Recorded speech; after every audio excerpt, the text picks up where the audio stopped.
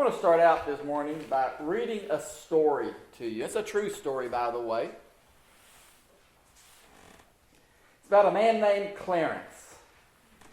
Clarence Jordan was a man of unusual abilities and commitment. He had 2 PhDs, one in agriculture and the other in Greek and Hebrew. He was so gifted he could have chosen to do anything he wanted.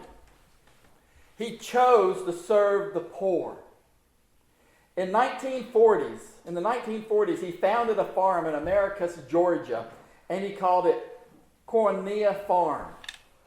It was a community for poor whites and poor blacks. As you might guess, the idea did not go over well in the deep south of the 1940s. The town people tried everything to stop Clarence. They boycotted him. They slashed the tires of his workers when they came into town. Over and over, for 14 years, they tried to stop him. Finally, in 1954, the Ku Klux Klan had had enough of Clarence Jordan, so they decided to get rid of him once and for all. They came one night with guns and torches and set fire to every building on the farm except for Clarence's home, which they riddled with bullets. They chased off the family, all but one black family who refused to leave. Clarence recognized the voices of the Klansmen, some of whom were church people. One Klansman was a local newspaper reporter. The next day, the reporter came out to see what remained of the farm. The rubble was smoldering, but he found Clarence in the field, hoeing and planting. I heard the awful news, the reporter said to Clarence, and I came out to do a story on the tragedy of your farm's closing. Clarence just kept on hoeing and planting. The reporter kept poking, trying to get this quietly determined man to get angry. Instead of packing, Clarence was planting. Finally, the reporter said in a haughty voice, "Well, Dr. Jordan, you got 2 of them PhDs, and you've got 14 years into this farm, and there's nothing left of it at all. Just how successful do you think you've been?" To the townspeople of Americus, Georgia, Clarence was a fool. And it's true, Clarence played the role of a fool. But I want to ask this question: who was the real fool? Let me read the last paragraph to you. After the reporter said, "Just how successful do you think you've been?" Clarence stopped hoeing, turned towards the reporter with his penetrating blue eyes and said quietly but firmly, "About as successful as the cross, sir. I don't think you understand us. What we are about is not success, but faithfulness. We're staying good day." Beginning that day, Clarence and his companions rebuilt Cornea, and the farm is still going strong today, just outside of Americus, Georgia. Jesus said that we shouldn't call any man a fool there in Matthew 5:22. Literally, he said morose, which means dull or stupid or a blockhead or morally worthless. Most translations just translates the word fool. It's a greater slur than the other word Jesus used in that verse, raka, which is just a term of contempt. You might not know this, but the actual word fool is found 66 times in the Bible. That's once for every book in the Bible. And the Bible talks about different kinds of fools. And I want today to look at a couple of fools found in the Bible. The first one is what I call the fool proper. This person is a fool because God says he is. The definition of the proper fool is the practical atheist who has no fear of the Lord and refuses to acknowledge God in practice. Okay, this is not the intellectual atheist or what I call the intellectual fool. That's someone who just does not refuse to believe in God. Okay, that's not who I'm talking about. This person believes in God. He admits that he believes in God. He just lives his life as if God doesn't exist. First, Titus chapter 1, verse 16 describes this fool. And Paul here in verse 16, he's been talking about the Christians, and he says this: they claim to know God, but by their actions they deny Him. They go to church. They claim they know God, but when they go out into the world, they live their life just like everyone else, and you can't tell they're different than anyone. If you had to guess they were Christians, you'd have a hard time doing it based on the way they live their life. Another type of fool like this is the fool that's mentioned in Psalms 14:1, where it's talking about some of the Jews in David's time, and he says, the fool says in his heart, there is no God. He speaks it with his mouth. He proclaims he knows God, but in his heart, he denies Him. You know, this fool does not have to be a bad person. I think there's many good people that fall into this category. One is found in a parable that Jesus told, the parable of the rich fool. Do you remember that guy? Okay, found in Luke chapter 12. Here was a man, he was a farmer, and he was doing sounded like he did pretty well off for being a farmer in that age. And one year he just had a bumper crop, and he's looking at it, he says, I could store this grain for years, and I wouldn't have to work. I could sit back and take life easy. As he said, eat, drink, and be merry. He says, so I'm going to build bigger barns so I can store all this grain in, and I'm going to be set for life. And God came to him that night and said, you fool. This very night your life will be demanded from you. Then who will get what you have prepared for yourself? See, this parable says nothing about this man's character. He very easily could have been a stalwart of his community. Jesus added this about him. This is how it will be with anyone who stores up things for himself, but is not rich towards God. Amen. See, that was his problem. He had a lot of things. He had a lot of things going for him in life. But he was not rich towards God, and that made him a proper fool. Right.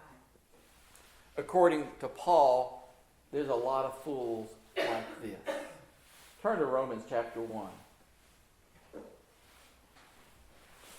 Start in verse 18. This verse is about these types of fools.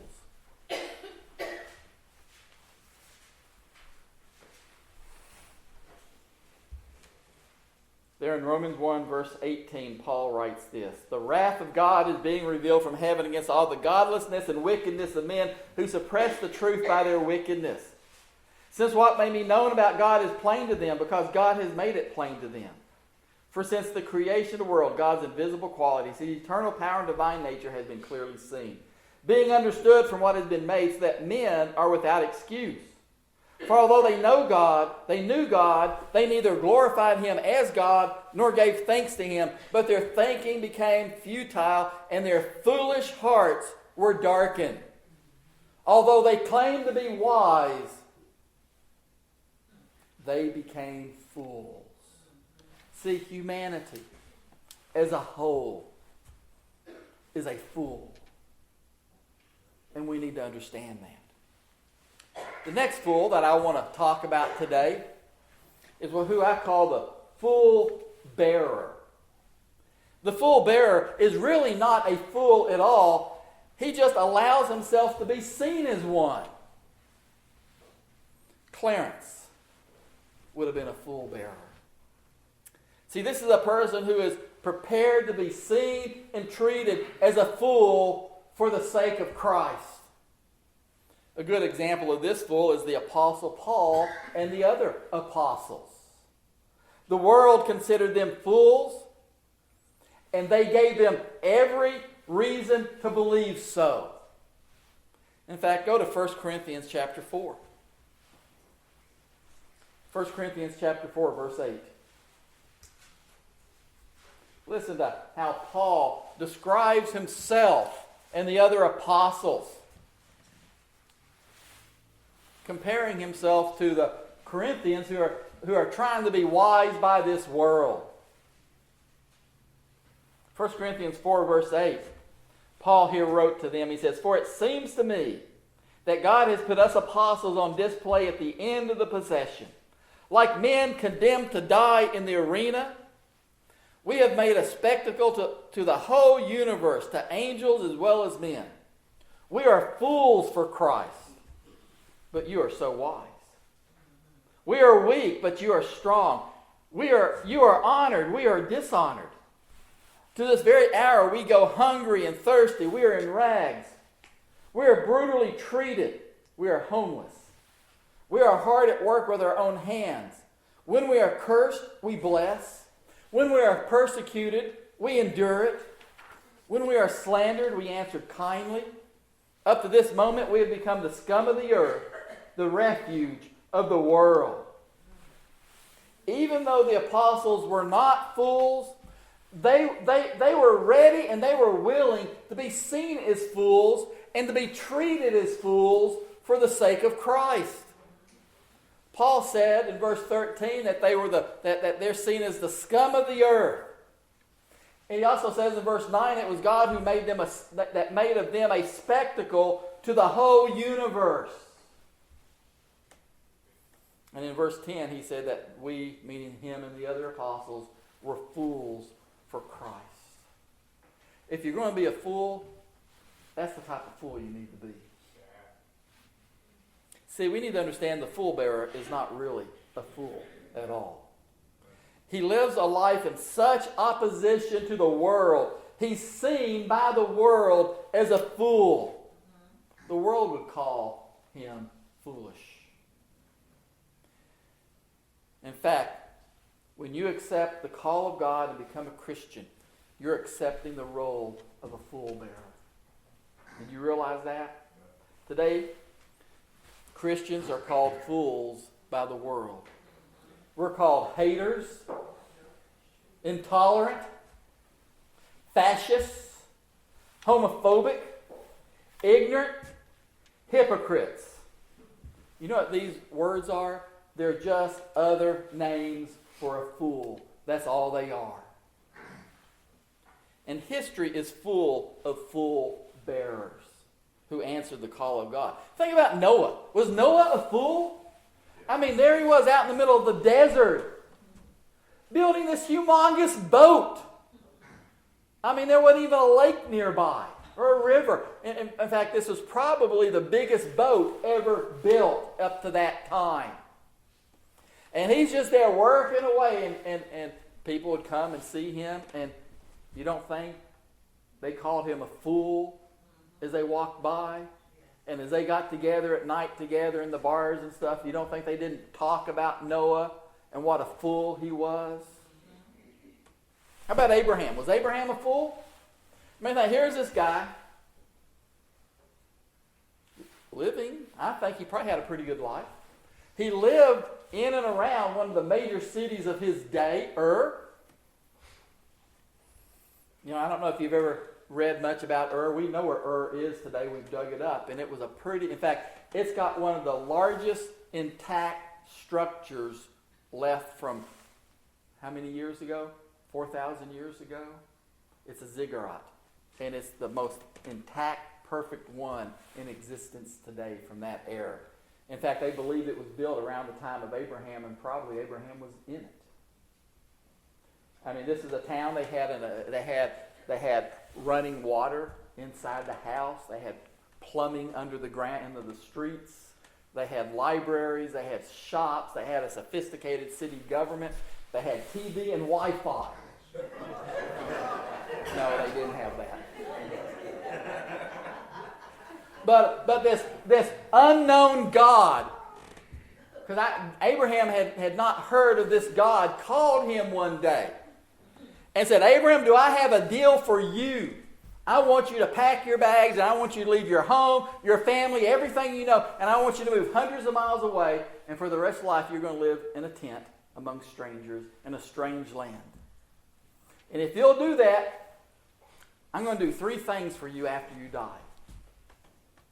What a deal. And he took it. Was he not a fool? He was a fool for Christ. Amen. And then there's Hosea, the prophet Hosea. God came to him and said, Hosea, I'm going to give you a love life. I'm going to make. Do I have a woman for you? Her name is Gomer. That should have been the first clue. And no, her last name was not Pyle. She's a prostitute. And you're going to marry her. And you're going to love her. And I'm going to teach you what it's like to be me. And how I feel. And he did it. And he loved her his entire life. He wrote this about himself, about people were saying about him in Hosea 9:7. He wrote, the prophet is considered a fool. The inspired man, a maniac. That's how the world, fellow Jews even, looked at Hosea. And then, if there ever was a fool among the prophets, it was probably Jeremiah. I want you to listen to the cry of a fool. Turn to Jeremiah chapter 20.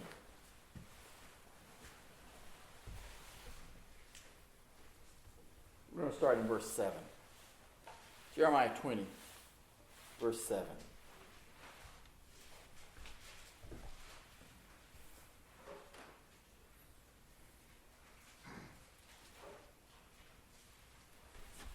Jeremiah was not having a good day. Probably wasn't having a good week.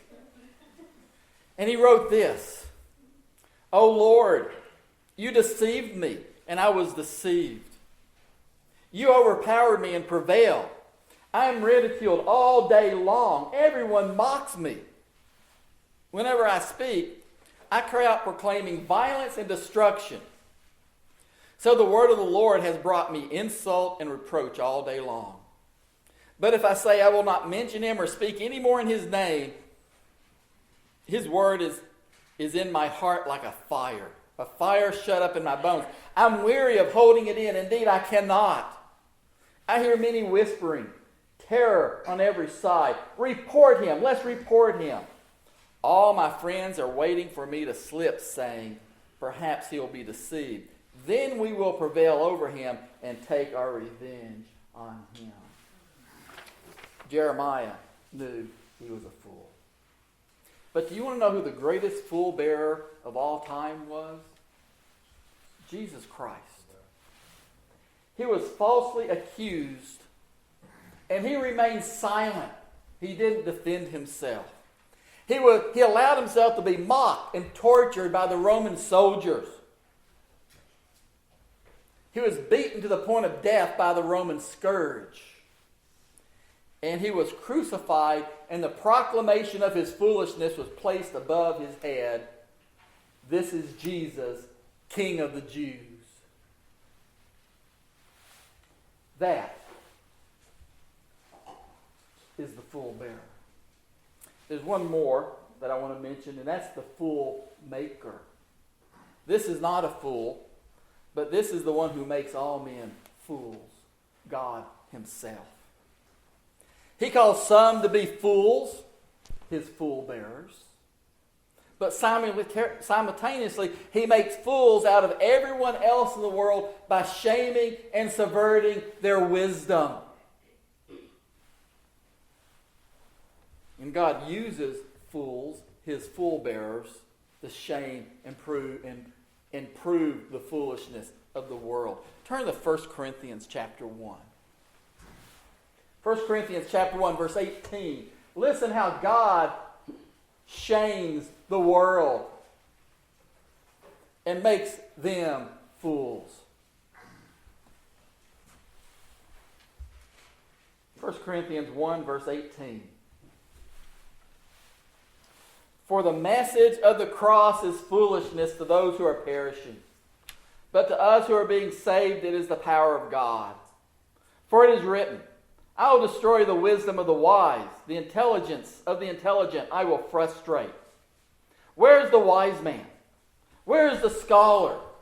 Where's the philosopher of this age? Has God not made foolish the wisdom of the world? For since in the wisdom of God, the world through its wisdom did not know him, God was pleased through the foolishness of what was preached to save those who believe. Jews demand miraculous signs, and Greeks look for wisdom.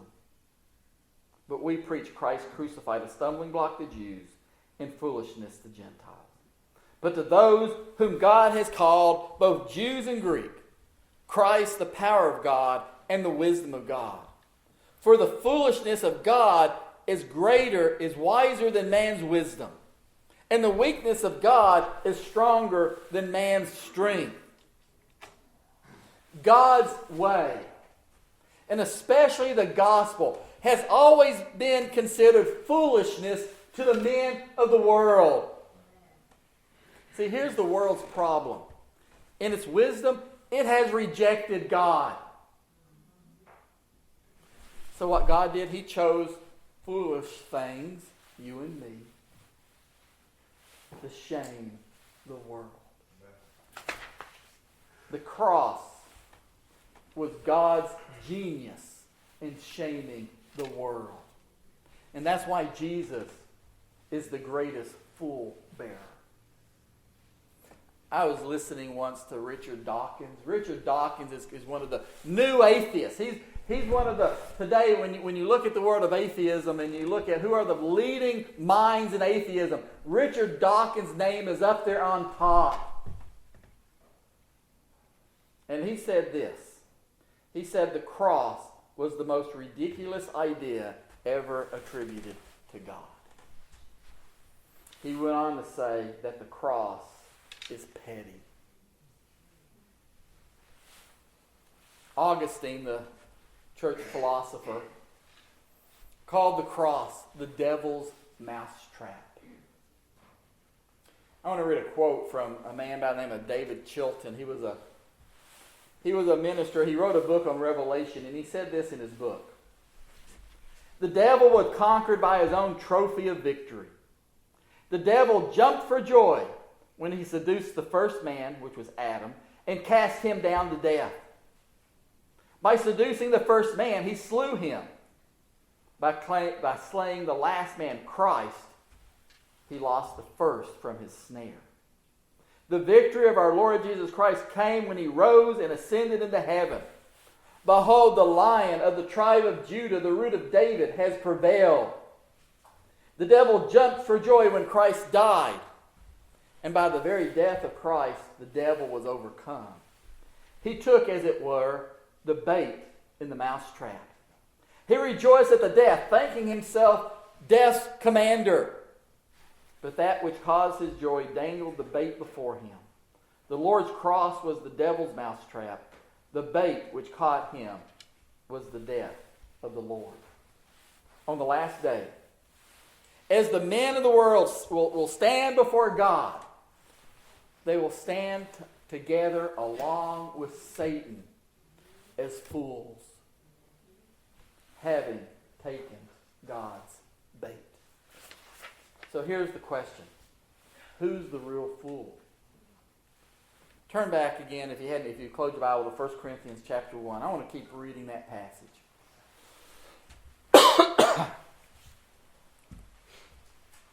1 Corinthians 1, verse 26.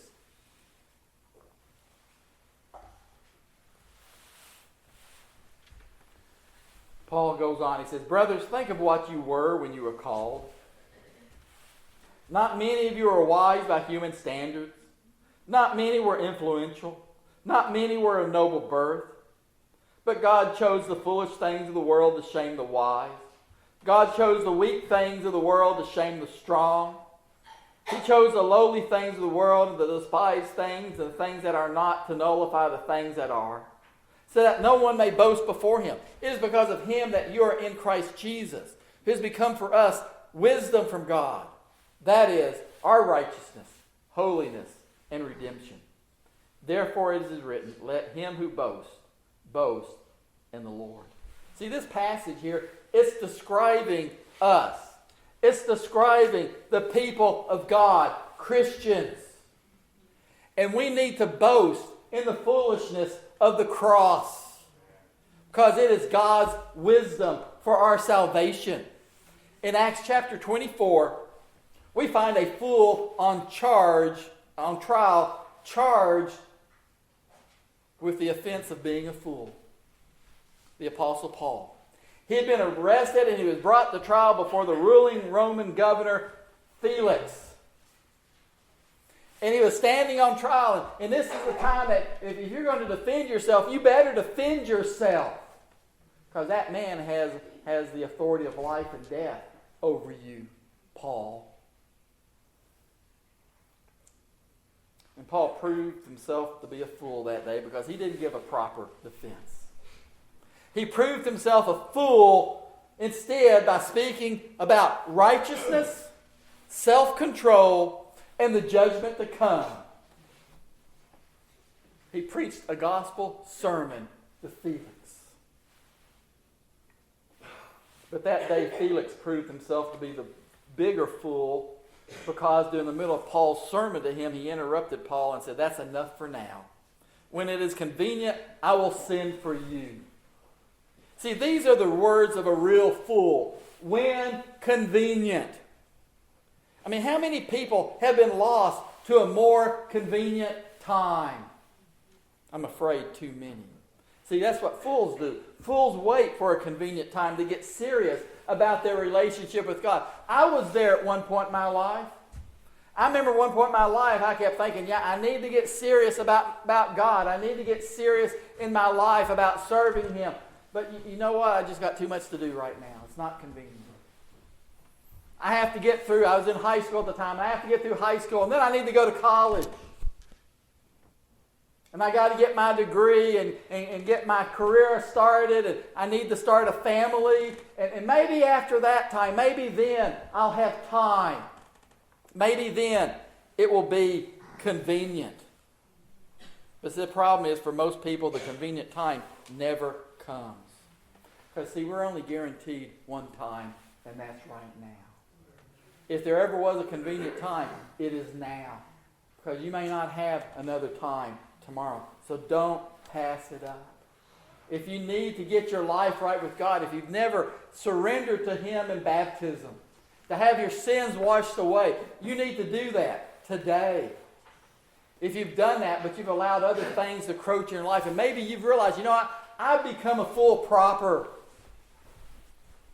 and I need to change that today. Let's get it done today. Why don't you come today while we stand and sing?